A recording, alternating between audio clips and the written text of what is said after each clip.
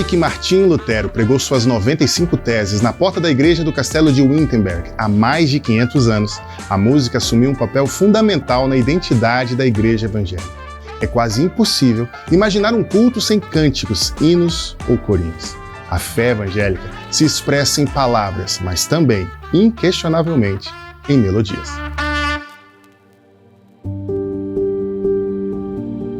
O que talvez você não saiba é que a música evangélica no Brasil começou muito antes dos discos, dos rádios e grandes shows. Ela nasceu da fé traduzida em cânticos comunitários, hinários e corais, muito antes da guitarra elétrica ou do VS no culto dominical. Cada geração foi colocando a sua marca, mas sempre com a mesma intenção: cantar a palavra, ensinar a fé e encher de som os templos, as casas e até mesmo os espaços improvisados onde os primeiros cultos aconteciam. Martinho Lutero dizia: não pretendo deixar para o diabo as melhores melodias. Olha que ousadia! O homem traduziu a Bíblia para o alemão e fez questão de que o povo também cantasse na própria língua.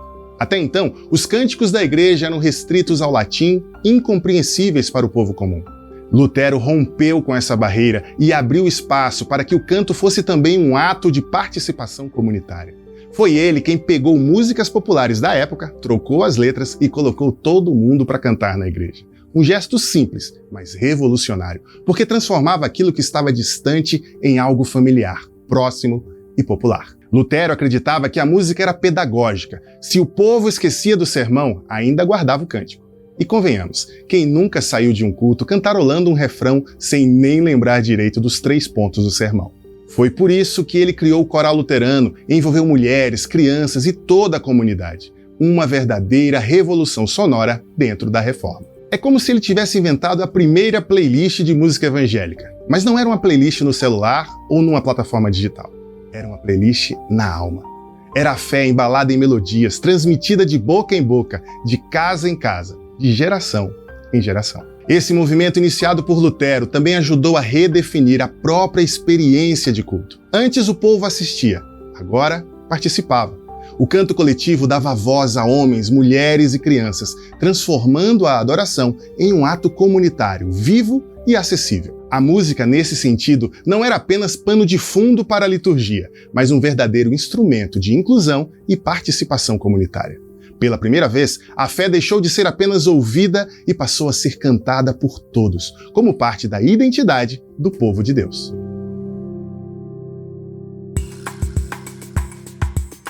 Além disso, essa herança atravessou fronteiras e séculos até chegar ao Brasil. Quando os primeiros missionários pisaram aqui, já traziam na bagagem esse entendimento. A música era tão importante quanto a pregação. Não se tratava de uma atividade secundária, mas de uma estratégia missionária poderosa. Foi assim que, em terras brasileiras, os primeiros grupos de evangélicos começaram a se reunir em torno de hinários e corais. Mesmo em pequenos salões ou espaços improvisados, a música dava unidade à fé, criava memória coletiva e ajudava a fixar as verdades do evangelho em meio a um povo que aprendia a cantar sua nova espiritualidade. E neste sentido, o casal de missionários escoceses Robert e Sarah Calley foi fundamental. Eles organizaram em 1861 o primeiro hinário em português, os Salmos e Hinos.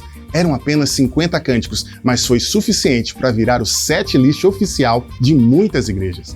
Pense na importância disso. Em uma época sem impressoras baratas, sem internet, sem gravadores, reunir canções em português para que toda a comunidade pudesse cantar junto era um feito imenso. Esse hinário se tornou um elo entre os crentes espalhados em diferentes cidades, de diferentes comunidades e tradições teológicas, um símbolo de unidade. Para os mais jovens talvez não signifique muito, mas para os primeiros evangélicos brasileiros era um tesouro que guardava suas canções mais preciosas. Ele circulava de mão em mão, era cantado em cultos domésticos, em reuniões improvisadas e nos primeiros templos erguidos em solo brasileiro. Os Salmos e Hinos se expandiu ao longo das décadas, ganhou revisões e influenciou outros hinários, como o cantor cristão, a harpa cristã e o novo cântico. Até hoje, quando você canta algum desses clássicos atemporais, está ressoando ecos desse primeiro hinário.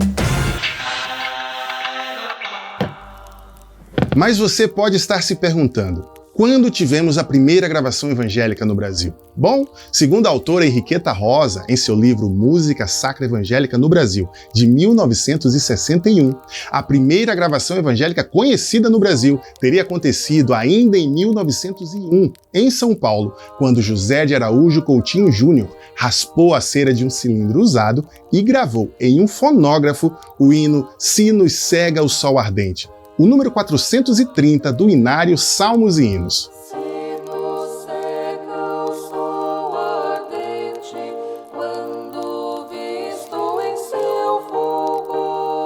Imagina a cena, um equipamento rudimentar, um cilindro de cera reaproveitado, um hino ecoando em um cômodo pequeno e alguém girando a manivela do fonógrafo.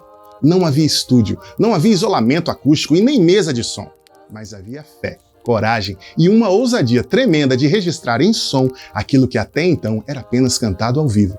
Era como se dissessem: se existe uma tecnologia que pode ajudar a espalhar a mensagem, nós vamos usá-la. Ou seja, enquanto muitos ainda discutem se devemos ou não utilizar esta ou aquela inovação, os evangélicos do passado não perdiam tempo quando o objetivo era propagar o evangelho. A música foi desde o início uma ferramenta de expansão missionária.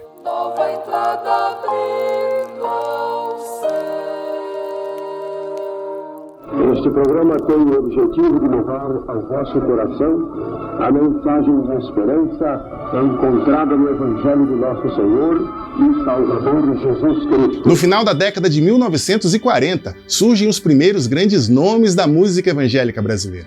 O rádio já era parte da vida cotidiana, as vitrolas giravam pelas casas e as gravadoras começavam a enxergar espaço para novos estilos musicais. É aqui que nossa história começa a ganhar rostos e vozes. Homens e mulheres que colocaram a fé para rodar nas vitrolas e ecoar pelas ondas do rádio. E olha que não era pouca coisa. Cada disco, cada gravação era praticamente uma maratona de fé, suor e perseverança. Os custos eram altos, as gravações exigiam preparo e paciência, e a distribuição dependia de redes de relacionamento muito mais do que de logística empresarial.